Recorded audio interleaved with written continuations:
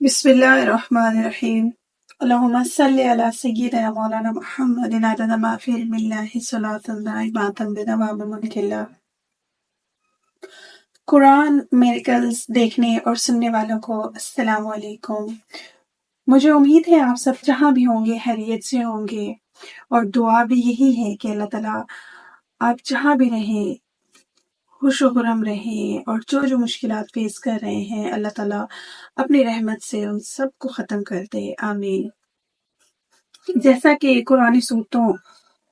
کے فضائل اور وظائف کا سلسلہ جاری ہے، تو جیسا کہ اس سے پہلے ہم نے سورہ مزمل کی فضیلت کے بارے میں بات کی، تو آج انشاءاللہ ہم اس کے وظائف کے بارے میں بات کریں گے۔ لیکن وہ تمام لوگ جنہوں نے آج ہمیں جوائن کیا ہے، ان سب کے لیے ہم ایک چھوٹا سا ریکیپ کر لیتے ہیں تاکہ انہیں سمجھنے میں آسانی ہو جائے، ٹھیک ہے؟ تو سورہ مزمل کی اگر ہم بات کرتے ہیں تو یہ قرآن پاک کی بہت سے مفسرین رائے کے مطابق مدنی بھی ہے اور مکی بھی ہے، اور اس سورت کی 20 آیات ہیں اور اس میں 2 رکوع ہیں۔ سورہ مزمل کی پہلی آیت کا لفظ مزمل کو اس سورہ کا نام دیا گیا ہے، یہ صرف عنوان ہے، اس کے مضامین کا عنوان نہیں ہے، کیونکہ مزمل اللہ تعالیٰ کے صفاتی نام میں سے ایک اللہ کا صفاتی نام ہے، اس لیے اس سورت کو سورہ مزمل کا نام دیا گیا ہے۔ اور اس سورت کے اگر ہم مین ٹاپکس کی بات کریں ناظرین، تو اس میں اللہ تعالیٰ نے رسول صلی اللہ علیہ وآلہ وسلم کو ہدایت فرمائی ہے کہ آپ اللہ کی عبادت کریں، نماز تہجد ادا کریں، آدھی رات یا اس سے کچھ کم حصہ قرآن مجید کی تلاوت کی جائے، اور رسول صلی اللہ علیہ وآلہ وسلم کو مخالفین کی اذیتوں پر صبر کی اللہ تعالیٰ نے تلقین کی گئی ہے، اور کفار مکہ کو عذاب کی دھمکی دی گئی ہے۔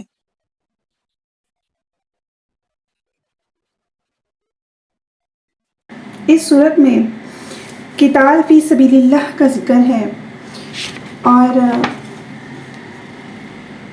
زکوٰۃ ادا کرنے کا بھی حکم دیا گیا ہے، اور یہ بات ثابت ہے کہ زکوٰۃ ایک محسوس شرح و نصاب کے ساتھ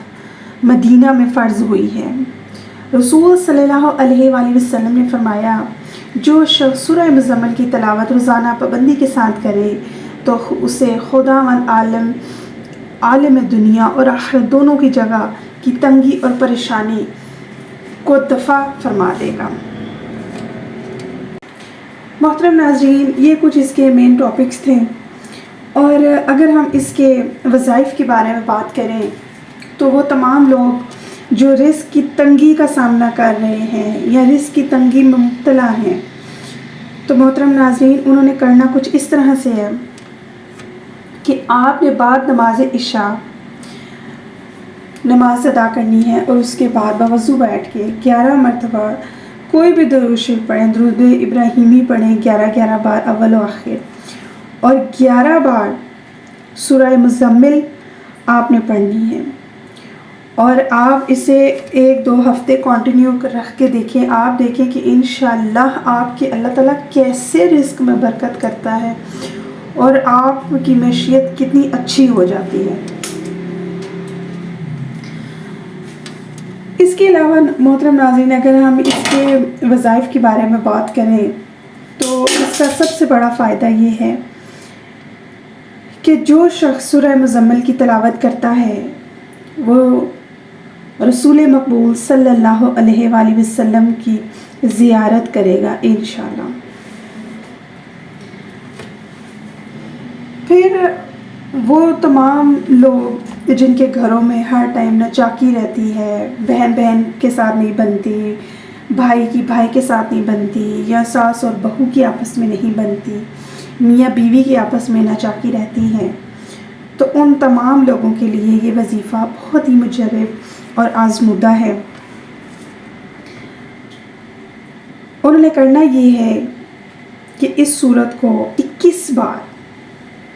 کسی بھی میٹھی چیز پہ پڑھ کے دم کرنا ہے، اور وہ ایک دوسرے کو کھلا دی جائے، ٹھیک ہے؟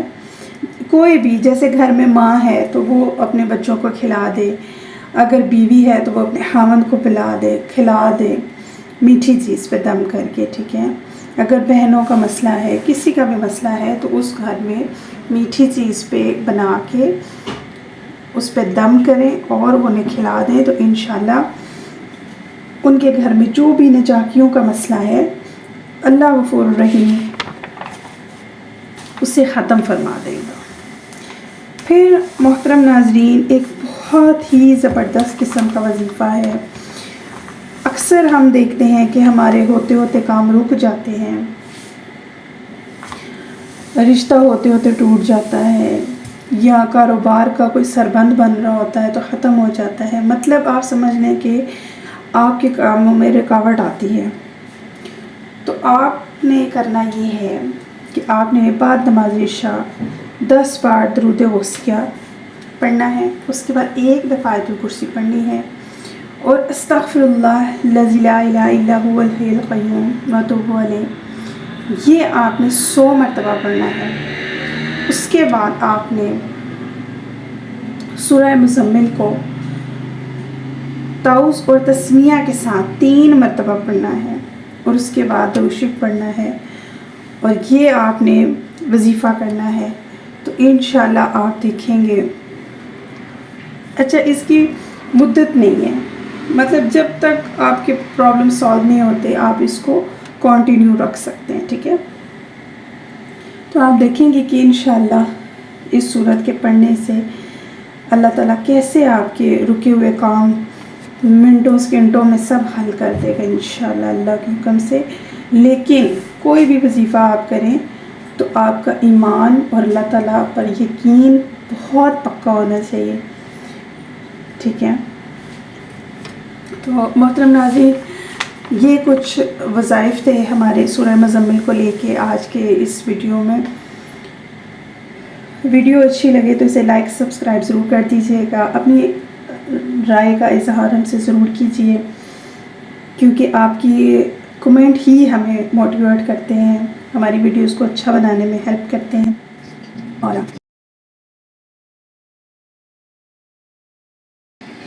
اور ہمیشہ کی طرح جاتے ہوئے دعا اور امید یہی کہ جہاں رہیں اپنا اور اپنوں کا بہت سا خیال رکھیں.